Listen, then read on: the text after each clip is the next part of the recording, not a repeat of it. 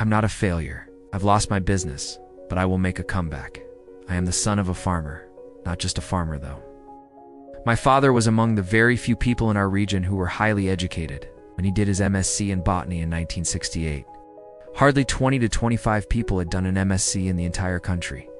Back then, education was not common.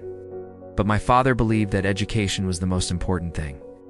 So even though we were not rich, he made sure I studied at the best schools in our area. I was a bright student and always topped my class. Later, I got admission into one of the best universities in the country to study electrical engineering. After graduation, I started working in a government institute, and life was good. I had a stable job and a decent salary.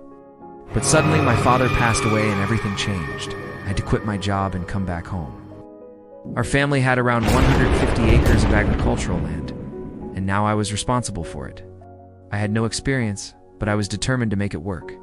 In the beginning, I spent a lot of time in the fields learning from the workers. At the same time, I started reading books about agriculture so I could learn as much as possible. I worked hard, and in the first year itself, a disease hit our wheat crop and destroyed almost everything. I didn't give up. I researched the disease, learned how to tackle it, and worked hard to save the crop. Next year, I used better techniques to irrigate the field and increase the fertility of the soil. And finally, I achieved record-breaking yield and won an award for the best agricultural performance. No one from my area had ever received this recognition before. I was proud of my achievement. But this success didn't last long. Just a year later, the government policies changed and inflation shot up. The input costs for farming increased and the prices of crops remained low. I had some savings, so I decided to build a house. I thought the crops would bring in enough money to support us while the construction lasted. At the same time, the crop prices started falling due to poor government pricing policies. The next year, I planted 3 different crops.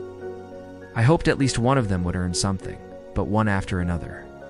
The government reduced the support prices and all 3 crops failed to recover the cost. My debt increased further. The bank, lenders, and suppliers started to pressure me.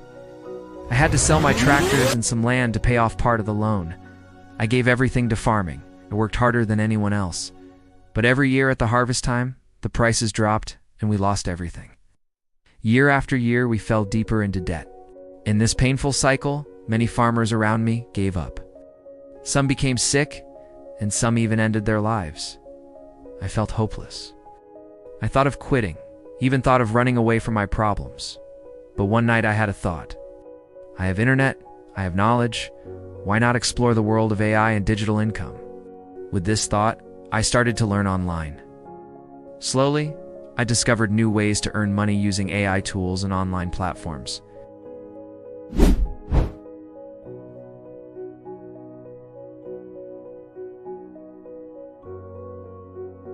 Today, I still carry a debt of $100,000, and if this doesn't work, I may have to sell the remaining land. But now I have hope. I believe that one day I will be able to rebuild my life. This experience has taught me that no matter how bad the situation is, you should never give up. There is always hope for a comeback. Thank you for listening to my story. If you enjoyed it, please give this video a like and subscribe to the channel. And if you have your own story to share, we would love to hear it. So go ahead and share your story in the comments below.